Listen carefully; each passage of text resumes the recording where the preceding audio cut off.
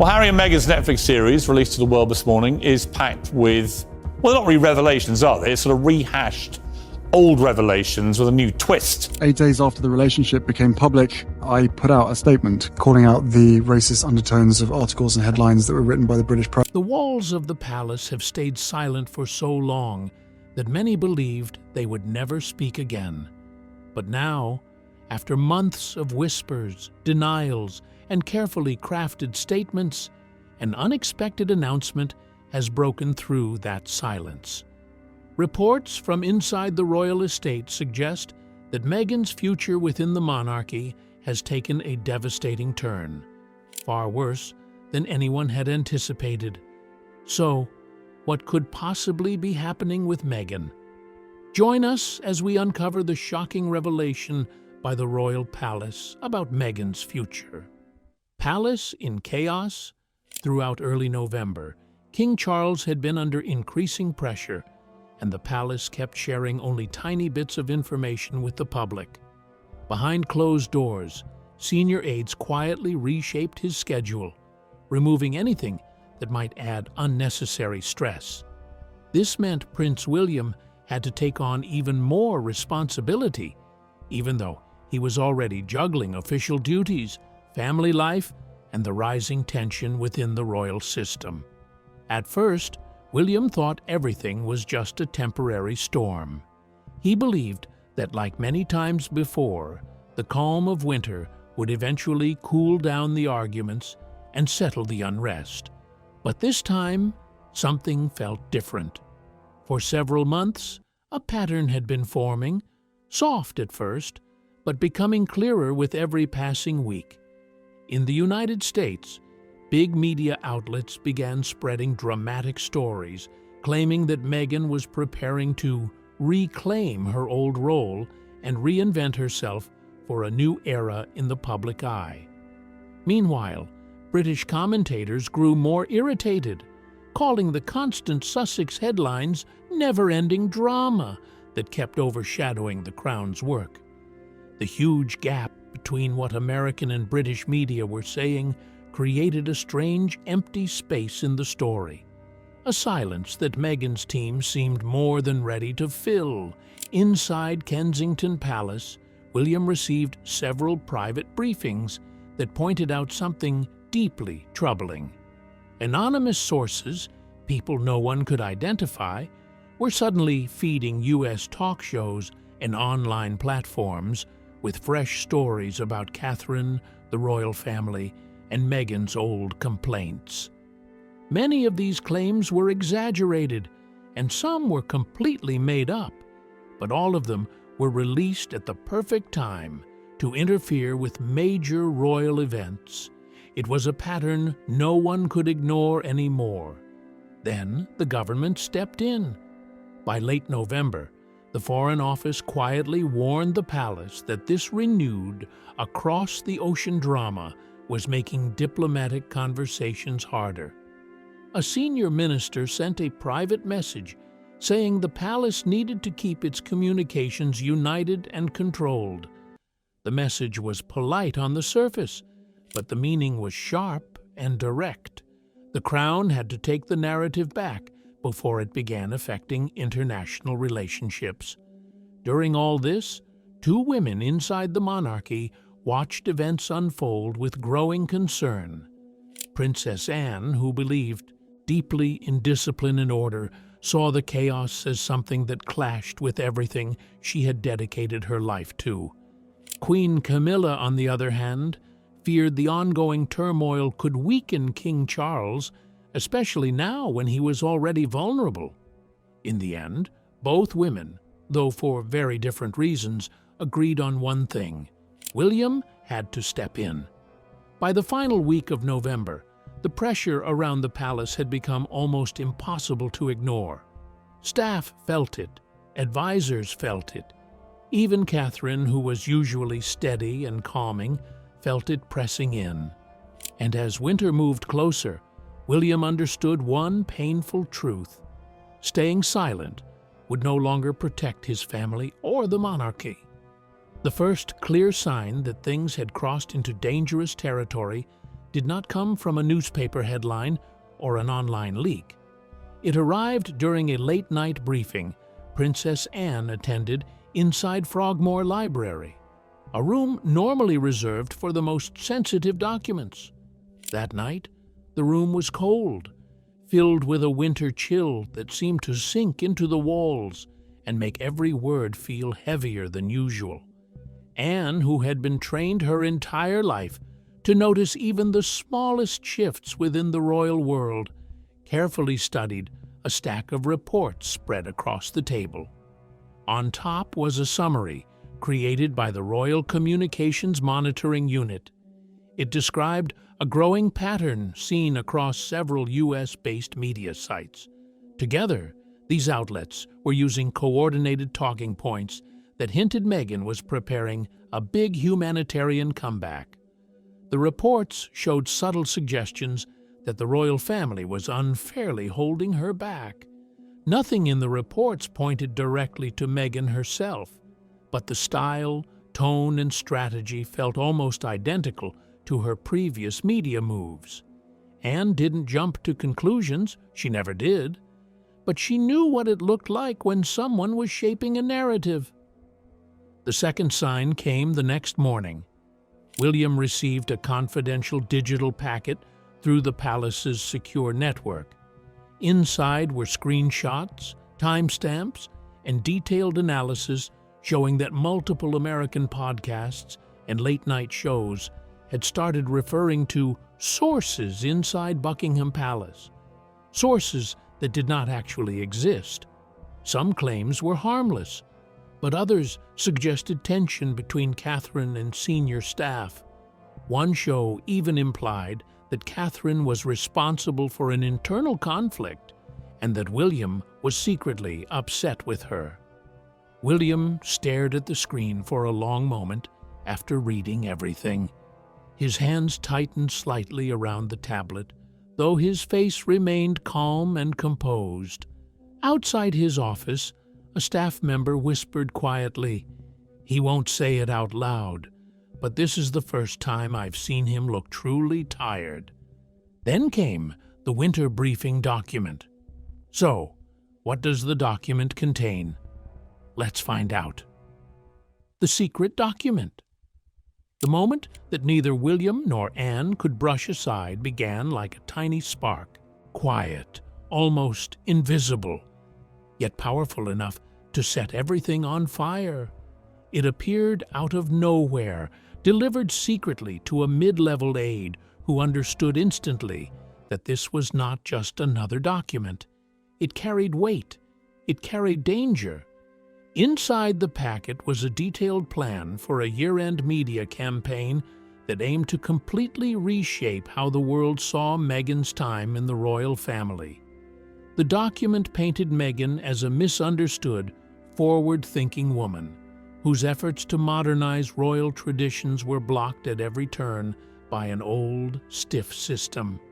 It was written in a smooth, polished American PR language, full of confidence and strategy.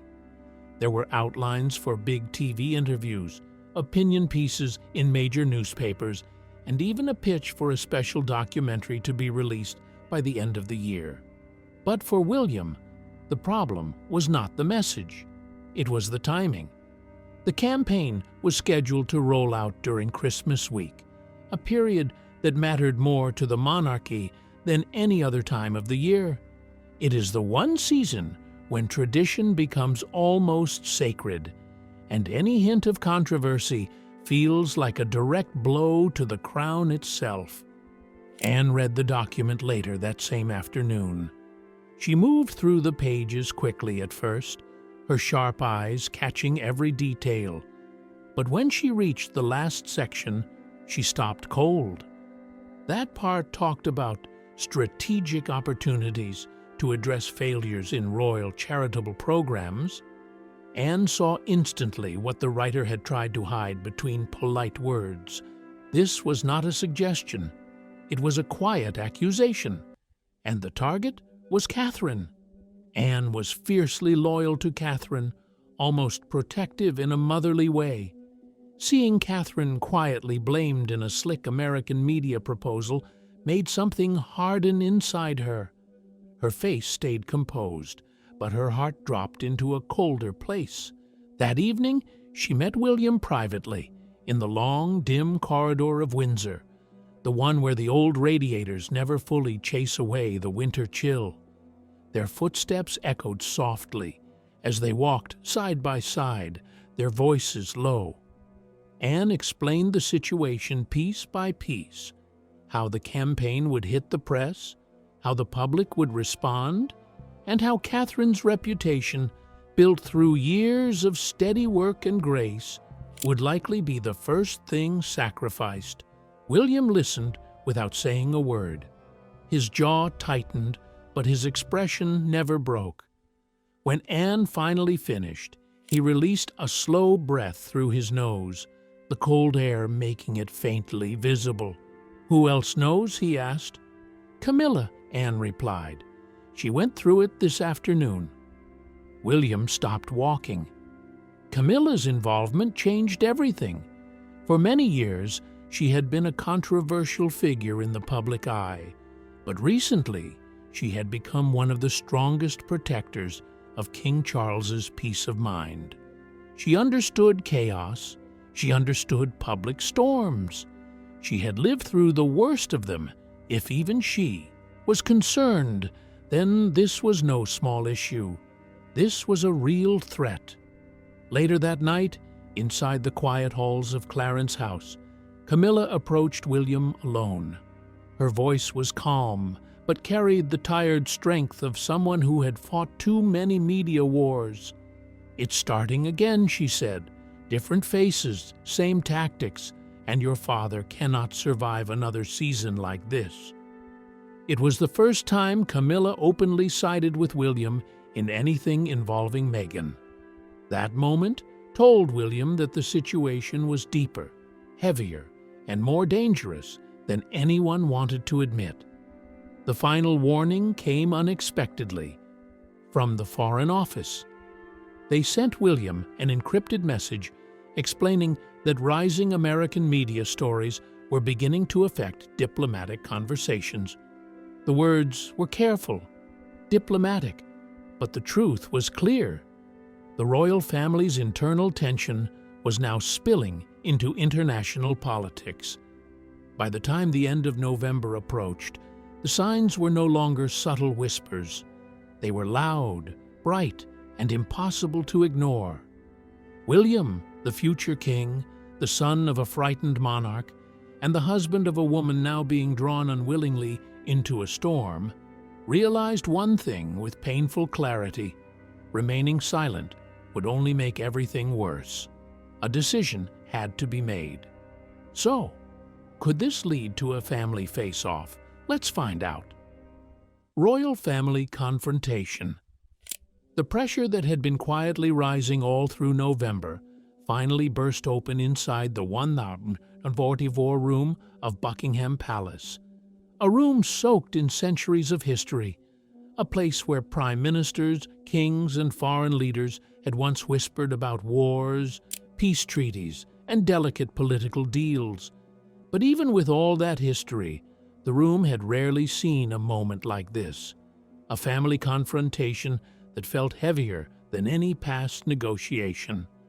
Outside, the winter wind pushed hard against the tall old windows, making the frames rattle in a slow, steady beat, almost like a warning. Inside, the cold felt sharper, as if the walls themselves were bracing for what was coming. William sat at the head of the long, polished table, a thick stack of documents spread before him. Printouts from the Royal Communications Monitoring Unit, transcripts from late-night U.S. talk shows, summaries from advisors, and worst of all, the winter briefing packet that detailed Meghan's planned year-end media rollout. To his left, Princess Anne sat with her arms folded, her expression calm but unmovable. On his right, Queen Camilla rested her clasped hands on the table, her face set with a seriousness that even the oldest staff members were surprised to see.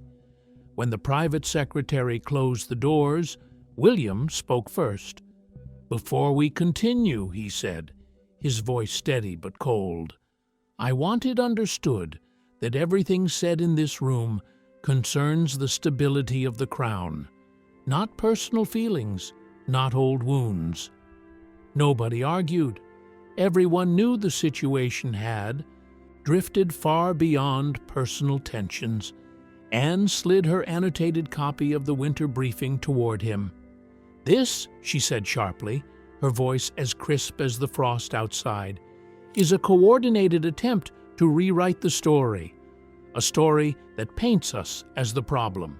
It undermines the monarchy, and more importantly, it targets Catherine." Camilla nodded. Her tone was low and controlled. "Your father cannot go through another season of chaos. He has only just found some stability after the last wave. If this campaign comes out at Christmas, he will be the first to suffer." William flipped through the documents again, not because he needed to read them, but because he needed a few seconds to steady himself under the weight of what was happening. For weeks, he had sensed this crisis building, slipping further out of control. But hearing Anne and Camilla, two people so different in temperament, speak with complete unity, gave him a clarity he hadn't fully grasped until now. The private secretary began reading from the communication reports. The room grew utterly silent. Multiple American media outlets, he said, received identical talking points from 3 accounts connected to a PR agency that previously worked with the Duchess. Anne's eyes narrowed. William didn't move, but his shoulders tightened. "There are also indirect attacks against the Princess of Wales," the secretary continued. "Claims of internal conflict, emotional instability, and even hints of charity mismanagement. None of these accusations are supported by any evidence, but the pattern is deliberate." Camilla exhaled sharply. "This is reckless, not just for Catherine, for the entire institution." And then came the line that made the room feel even colder. "If fully launched, this media cycle is predicted to dominate public discussion throughout the holiday season, overshadowing royal duties and weakening public confidence." Those last words, weakening public confidence, carried a weight every royal in the room understood immediately. As the advisors went deeper into the details, the picture became even more alarming.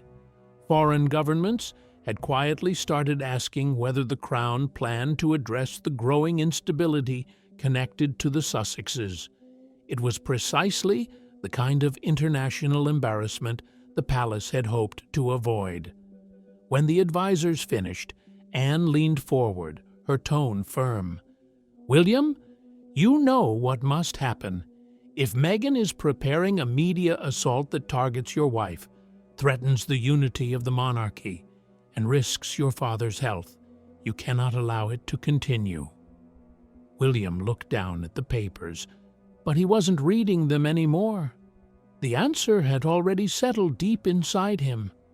The monarchy simply could not survive another global Sussex storm, not with the king's health uncertain, not with diplomacy already strained, and not while the institution was trying to modernize under intense public scrutiny. Then Camilla spoke, her voice unusually gentle, stripped of any formal distance.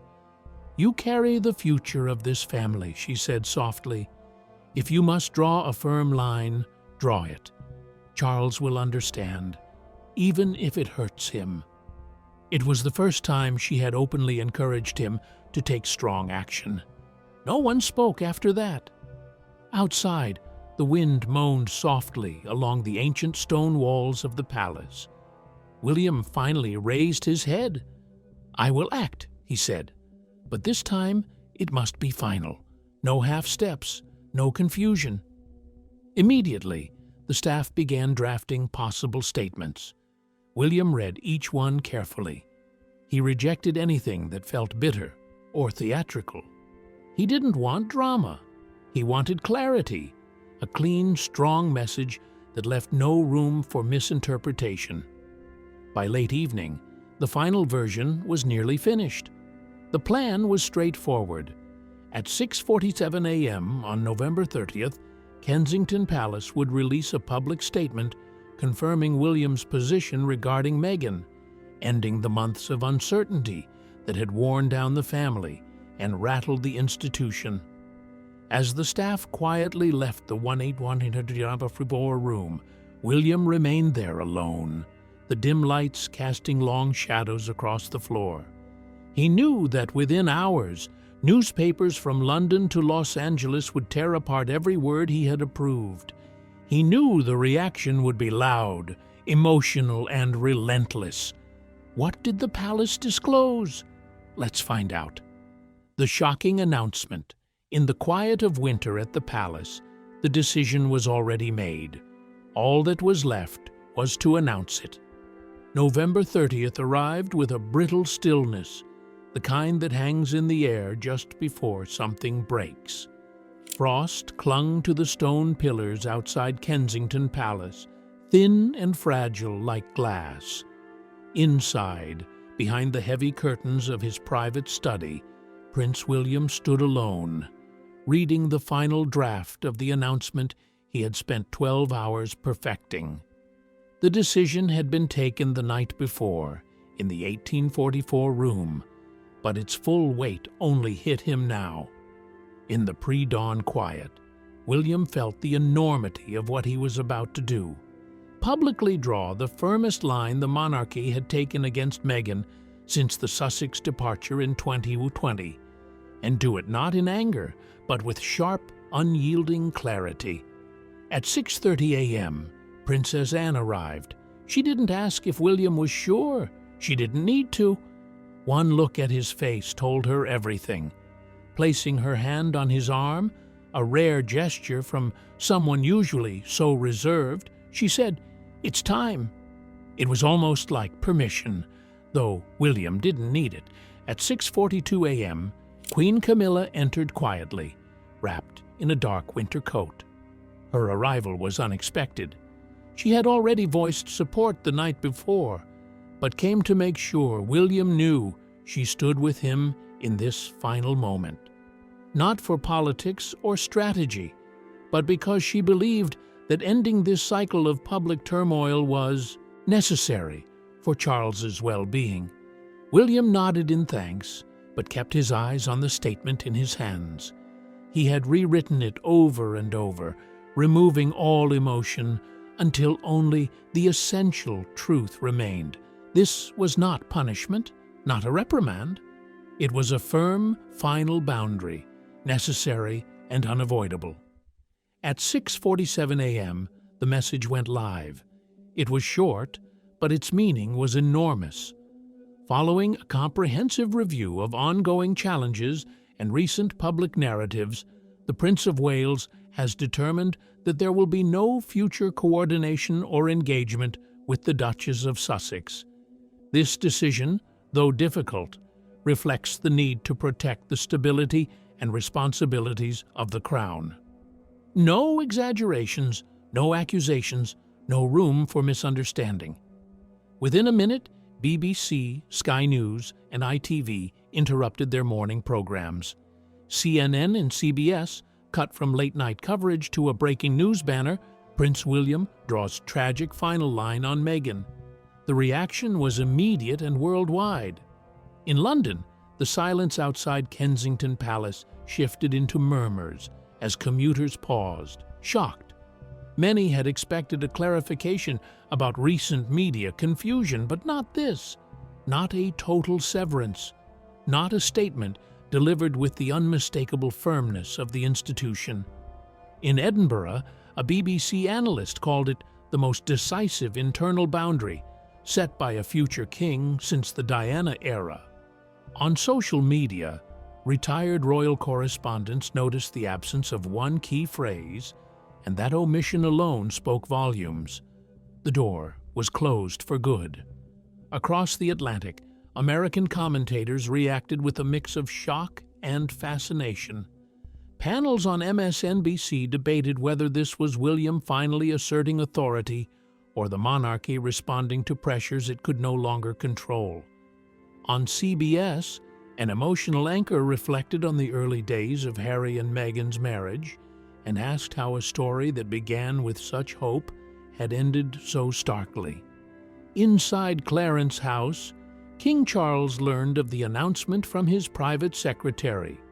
Though he had known the decision was coming, seeing it made public brought quiet sorrow. Still, he understood.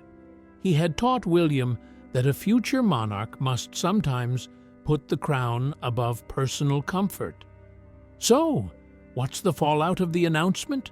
Let's take a closer look.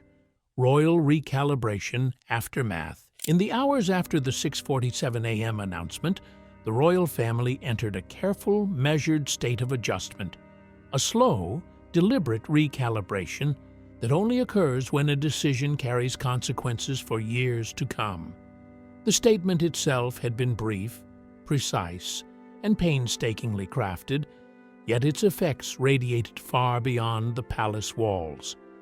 Every word had been chosen to signal firmness without drama, to convey authority without anger. But inside, those who lived and worked alongside the royals knew that no announcement, no matter how controlled, could be contained entirely.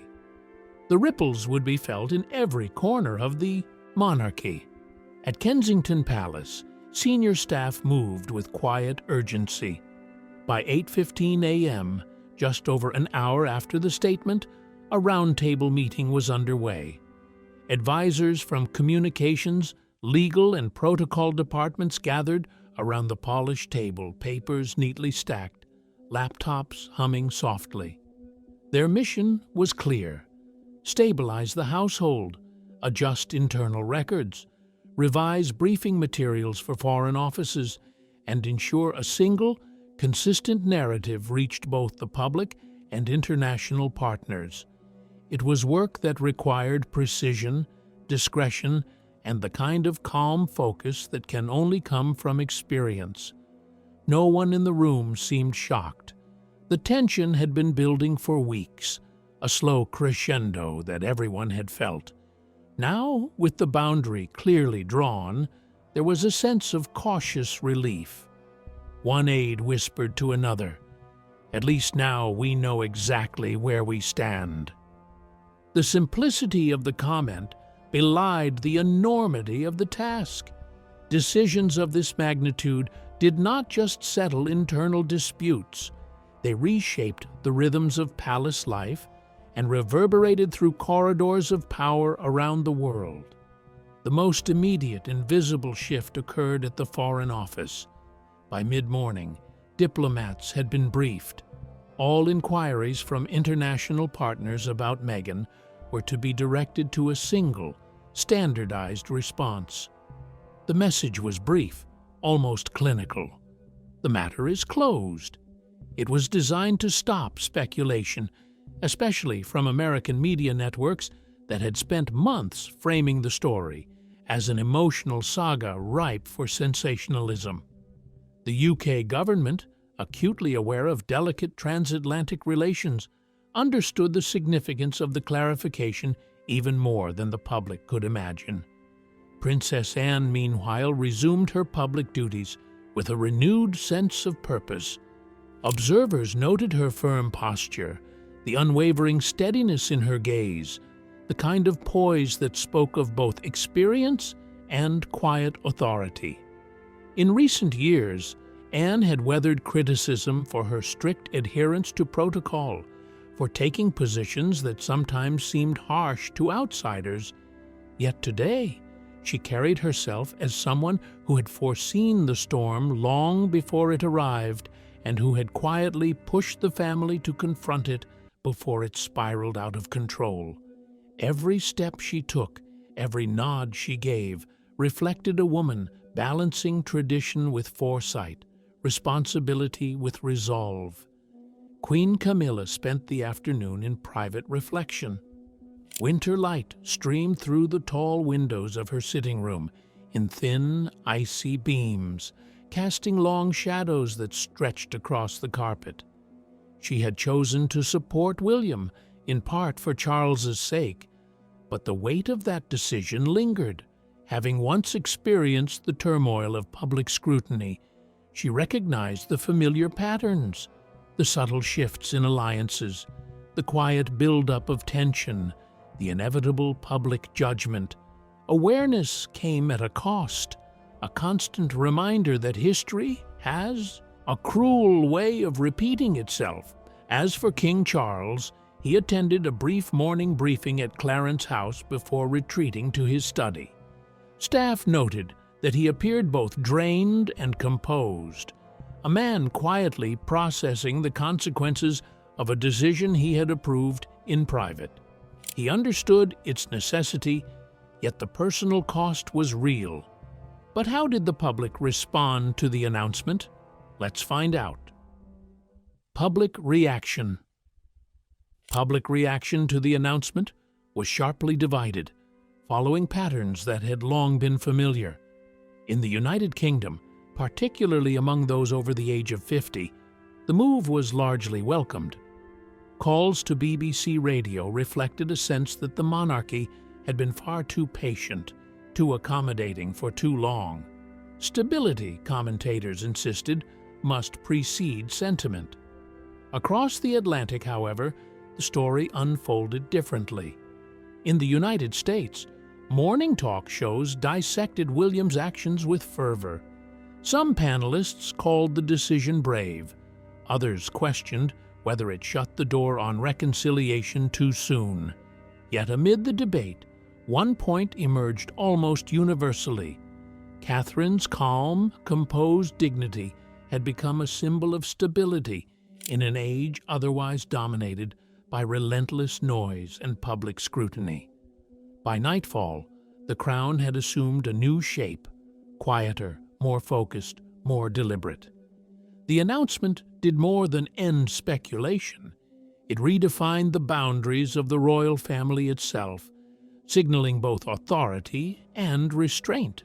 As the winter sun slipped behind London's rooftops on November 30th, the palace grounds were bathed in a reflective stillness.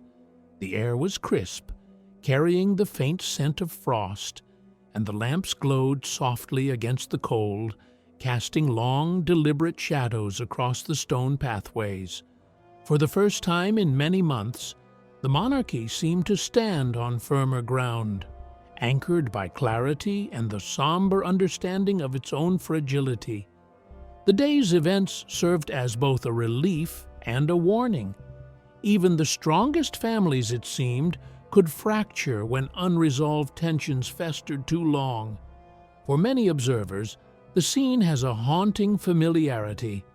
The careful statements, the quiet staff meetings, the measured public appearances, the delicate management of global perception, all echoed a history that refused to be forgotten.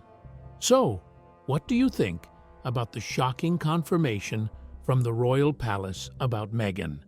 Share your thoughts with us in the comments section. Don't forget to like and subscribe.